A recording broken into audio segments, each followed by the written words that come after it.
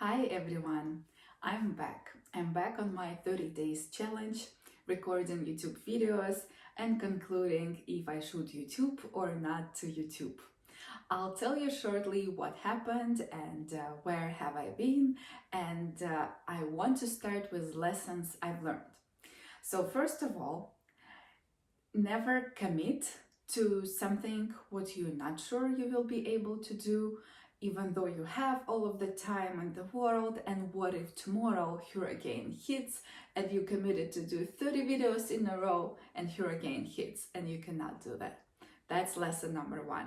Lesson number two, have content pre-recorded and do a few videos at the same day. It's easier because for me, for somebody who's a perfectionist like I am, I like to make sure that my hair is done, that my makeup is done, and it takes time every time, and to take lights out, to mentally prepare before start speaking in front of camera, and that all takes energy, and it's always easier to record few videos in a row and then spend next few days editing them and posting one by one. So that's a few lessons I've learned so far, but I am back because I committed to do 30 videos in a row, but I'm not sure if I will be able to do it day by day, like one a day. It's really complicated task because it's time consuming, but definitely I will have this series, this 30 videos total published. And what actually happened, very interesting. Actually, hurricane hit, and I have a property in Florida which I own and which I rent, and everything was great. I never had any problems with the property. Tenant was paying on time. Then all of a sudden we decide to sell the property because my husband and we want to build our dream house, and it of course requires a lot of investments, and now we're liquidating as much as possible in order to build this nice and beautiful house without being in debt. And I decided to put my property on the market, and I asked my tenant to please leave. He says yes, I can leave, no problem, and he doesn't.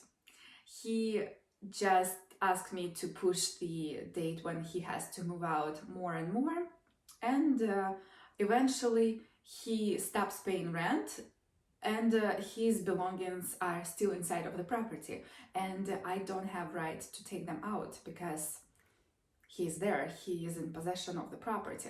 So I started eviction, and after approximately months, finally I receive approval from court that I can actually take possession of my property.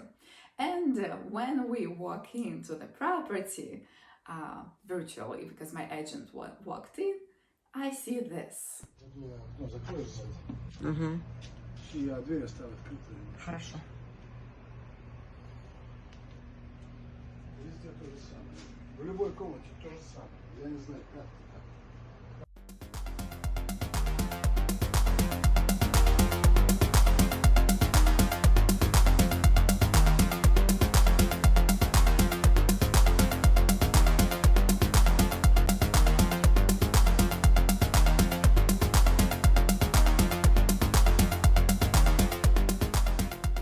Of course, I have shock because I can't believe somebody was able to live like that, and also have a little bit of that feeling bad for the person who lived there, because I study psychology, I study self-development and different types of personality, and I realized that the person who lives in condition like that probably have either big depression or very introverted and upset, and or maybe there is some addictions, and I am like, whoa, that's probably somebody who lives in condition like that probably has really tough life. But on the other hand, I was happy that I evicted him, because that was actually dangerous for the property, because it would start to lose value, and go bad. If you don't take care of your house, it will start to ruin. And apparently, that what started to happen. Pretty much, because all of this time tenant lived there, I didn't hear anything from him, like there is any issues or anything was going on. And I hire people to clean everything up, professional cleaners to clean everything and to make it nice again. Paint everything, make it nice and livable again, and workers agreed to do that in a few days. Everything looks good. It looks like we'll have house ready in a probably a week or two, and then hurricane happens. It knocks down like lots of properties in Florida, and lots of property got destroyed, roofs flied away, sewage systems were broken, trees fell down on the properties causing different damages, and everybody is shocked. It's literally like apocalypses there happening. People have nowhere to sleep, there is no electricity, at some properties there is no water. People don't have places to stay over, and somehow my property totally fine. I always believe that my angels, that I have protectors or angels or something which is always guiding me, and I was so grateful. I was like, oh my god, whoever protects me in this life, thank you. I'm always grateful in situations like that. And of course, our house in a huge demand, because there is not too many houses who have survived. And actually, what's interesting, the insurance company got hit with total expenses of 40 millions or billions dollars. I rented out in 3 days. Properties rented out, and they want to move in like now, yesterday. They asked to move in as soon as possible. So I call my contractor and I double check when the property will be done. He says everything is almost done, will be done on Friday, and it's Wednesday. And I tell that to tenants. They're like, great, we will move in on Friday. They move in on Friday, and this day we find out that there is like major problems, and the property is like almost unlivable. There is no electricity in half of the house, there is no water, and major problems with plumbing. And that's when I'm about to record my video number 4 for YouTube channel. Of course, YouTube goes on the background, and I fully jump into trying to resolve what's going on there. And I don't have much experience in doing labors, such things as repairs, and I don't know anything about plumbing, I don't know anything about electricity, and I'm not there to go to walk in and to see what's really is going on and what needs to be done. And everything is happening by phone. I'm trying to call contractors. None of them are available because half of the Florida is destroyed by hurricane. Everything is in huge demand, and there is short of supply. And workers are charging tremendous amount of money, like triple times of even more of what it usually costs. If repair of plumbing usually would cost me $3,000, now it's 15. Maybe 3 to 5, the issue I have right now. Now it's like $18,000. And electricity, if usually this type of repair cost about $1,500, now they charge me 10. And I'm totally shocked. So firstly, I was trying to fix things. I didn't know how bad it is. I spent in 1 week about $12,000. And then I realized there is much more to repair, about another $25,000 of more repairs. And I am just shocked. I'm fully absorbed by all this problems, issues. I'm on a call from morning to evening, talking with my real estate agent who was helping me so much. If you ever need real estate agent in Florida, ask me. I know the best one in the world. It's unbelievable how good she is. She was really very helpful.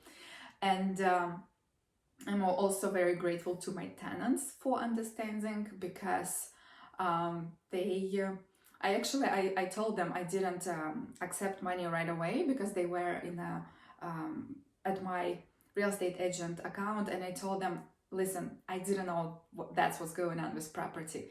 Feel free to just go, I'll return you all your money. And they said, no, we'll stay because there is nowhere to live. And they agreed to stay in the property, which is not functional. And that's what was going on pretty much. And after dealing with that a little bit, I realized I want to sell it as is as soon as possible, to just get rid of it and to pull out money and to be able to invest in our next project. And I also have this bittersweet feeling because it's great, it's exciting that I'm gonna sell it, and it's like past chapter of my life will be closed and new chapter of my life opens up. But at the same time, it's great property. It was bringing amazing cash flow. Because of this property, I was able not to work full-time because I had this passive income plus a little bit of income from my clients here and there, and of course support of my husband. And I felt great. And now I have to sell it. And we sell it for just 160,000 US, and it requires about, let's say safely up to $30,000 in repairs. So the total cost for investor who's gonna buy this property will be $190,000 US. But the income from this property, it's rented now for $1,900. So it's pretty much 10%. Minus expenses, taxes, and there should be, that's another lesson I've learned, that I should have a separate budget, separate savings in case of anything goes wrong with the property, and it should be around 30%. So if you have a property, investment property, and you are like me, just having amazing income and not worrying about anything, one day you'll worry. So I suggest to put away about 30% of income just for emergencies. So yeah, this property will be some great return on investment. And I'm excited for my buyer, but I'm also excited to sell it and to see what's next step. So that's it for today. I shared what I was going through during last few weeks or months, and I am back. I'll be recording videos in my own pace. I will be just doing that when I feel inspiration, but I'll complete this 30 videos challenge because it's super complicated for me to have it in English. And if you still like my videos, even though I speak with accent and make a bunch of mistakes, please press like, subscribe, comment, support. Your love much appreciated. See you in the next video. Bye bye.